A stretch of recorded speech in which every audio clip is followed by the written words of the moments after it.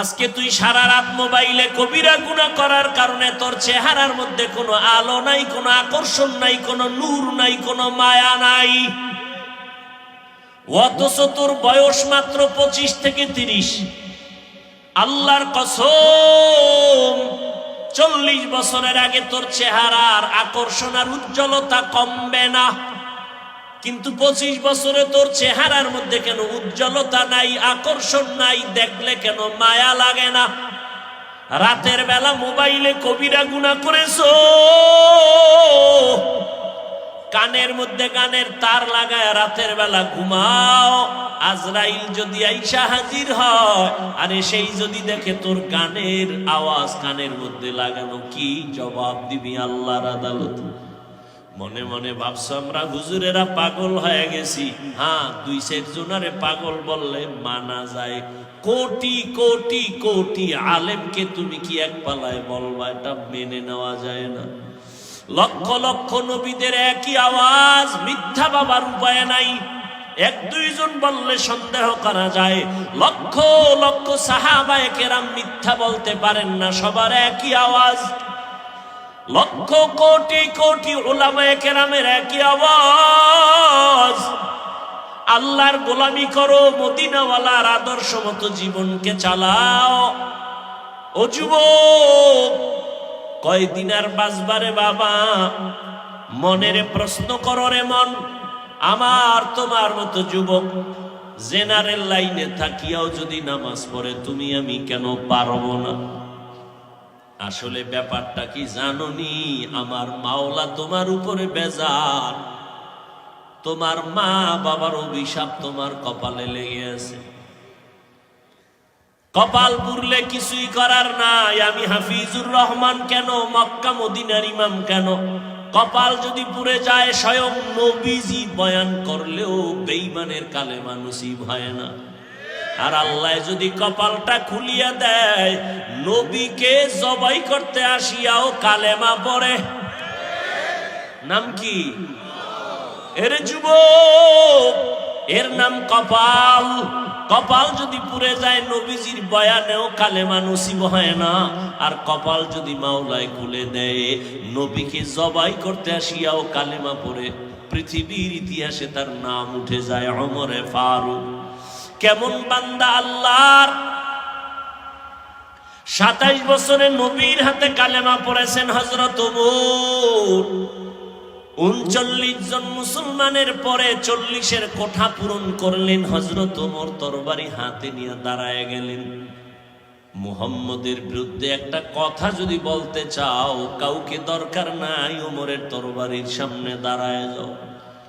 এরে আমার কলিজার যুবক, মদিনার নবী বলেছেন, বুড়ারা নবীর বিরোধিতা করেছে বেশি, যুবকেরা নবীর উপকার করেছে বেশি। আজকে তুমি যুবক সন্তান, তোমার চরিত্রটাকে এভাবে নষ্ট করো কেন রে বাবা? আমি কিন্তু একটু আগেও বলছি, তোমাকে কিন্তু আমি বাধ্য করতে আসি নাই যে হুজুর হতেই হবে, না হয় জাহান্নামে যাওয়া। তুমি একজন ডাক্তার হও, কলিজা দিয়া দোয়া করি। তুমি একজন প্রফেসর হও, দোয়া করি। তবে তুমি গ্রাম্য ডাক্তার হইও না। তুমি এমন সাহস নিয়া ডাক্তারি পড়ো, ডাক্তার হও, যেন তোমার সাহস তোমাকে গোটা দুনিয়াতে পরিচিত ঘটায় দেয়। মানুষ মাথায় নিয়ে তোমার সুনাম বলবে। মরিয়া গেল যেন তোমার নামে সম্মানের ইতিহাস লেখা হয়।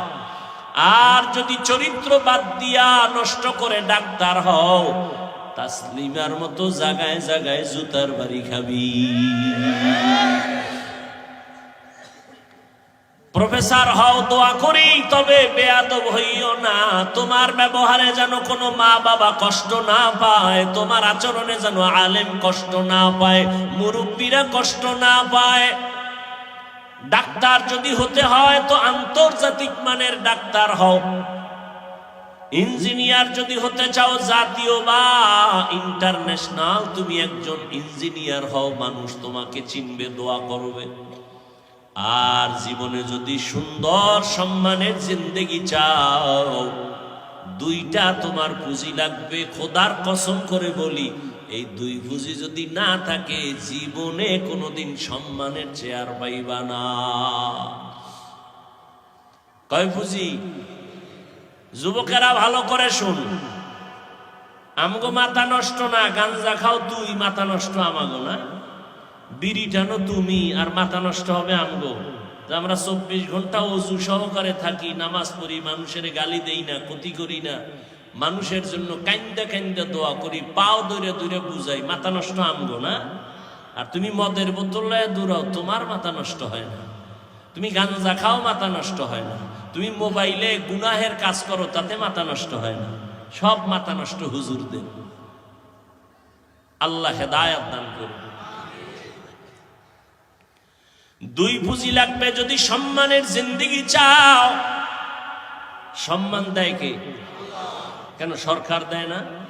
সার্টিফিকেট দেয় না? সার্টিফিকেট যদি শিক্ষার বাহাদুরি যদি সম্মানের চেয়ার দিত, তাহলে আমাকে হুজুরকে কত আগে লাথি মেরে ফালাইয়া দিত। সম্মানের চাবি আল্লাহর হাতে, আল্লাহ কুদরতি ভাবে রেখেছেন, কারো হাতে দেন নাই। রিজিকের চাবি আল্লাহ কুদরতের হাতে রেখেছেন, কাউকে দেন নাই।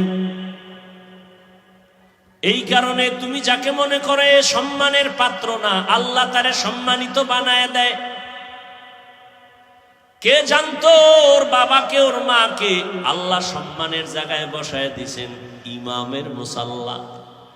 এমপি সাহেব পেছনে দাঁড়াইলেও তার কমানে রুকু দিতে হবে, সেজদা দিতে হবে, বাধা দেওয়ার কোনো উপায় নাই। ও যদি গরিবের সন্তান হয়, তার কমান মেনে নামাজ পড়তে হবে। এটা সম্মান না? এটা সম্মান। কে দিছেন? ও যুবক বাবারা, সম্মানের জিন্দেগির দোয়া করিও। ওই জিন্দেগির দাম নাই যে যেখানে যাবা সবাই সি সি করে তাড়ায় দিবে, মনে মনে বরদোয়া করবে তুই মরে যা, গাড়ির তলে পড়ে মর, পানিতে ডুইবা মর, রাতে ঘুমের ঘরে তুই মর, তোর চরিত্র এত খারাপ, তোর কারণে কলিজায় ব্যথা। মাও বরদোয়া করে, বাবাও বরদোয়া করে, শিক্ষকও বরদোয়া করে, মুরব্বীরাও বরদোয়া করে। তোর অভিশপ্ত কপাল নিয়ে দুনিয়াতে বেঁচে থেকে লাভ কি? তোর চরিত্র এত খারাপ যে মা বাবাও মনে মনে কষ্ট নিয়ে আসে, মুরব্বীদের অন্তরে কষ্ট, তোমার চরিত্রের কারণে শিক্ষকের অন্তরে কষ্ট। ও যুবক, সম্মানের জিন্দেগি যদি চাও, দুইটা পুঁজি তোমার লাগবে। লেখা রাখিস বাবা, ভালো করে মনে রাখবা। আমি শুরুতেই বলেছি, ওলামায়ে আহলে হক ছাড়া তোমাদের নিঃস্বার্থ আপন কেউ নাই। যত আপন আপন দেখো সব হলো স্বার্থপর, সবাই স্বার্থপর।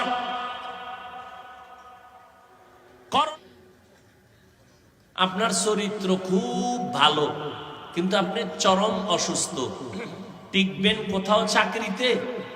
কথা বলেন না কেন? টিকবেন কোন শিক্ষা প্রতিষ্ঠানে? কোথাও আপনার সম্মান পাবেন না। সুস্থতা, অসুস্থ হইয়া যদি ঘরের বিছানায় পড়ে থাকেন, তাহলে আপনাকে আপনজনেরাও মনে মনে ঘৃণা করবে, কেউ আপনাকে অন্তর থেকে ভালো জানবে না। ও আল্লাহর বান্দারা, এজন্য 1 নাম্বার শারীরিক সুস্থতা আপনার লাগবেই। দ্বিতীয় লাগবে সুন্দর চরিত্র। এই দুই পুঁজি যদি আপনার না থাকে, কোনোদিন সম্মানের জায়গা আপনি খুঁজে পাবেন না। 1 নাম্বার পুঁজির নাম সুস্থতা, দ্বিতীয় পুঁজির নাম হলো সুন্দর চরিত্র। চরিত্র ভালো আছে, অসুস্থ কোনো কাজে আসবে না। আবার আপনি সুস্থ, পুরাটাই সুস্থ, কিন্তু চরিত্র ভালো না, কেউ আপনাকে সম্মান দিবে না। আর এই সুস্থতা আর চরিত্র দুটোটাই ধ্বংস করলো মোবাইল।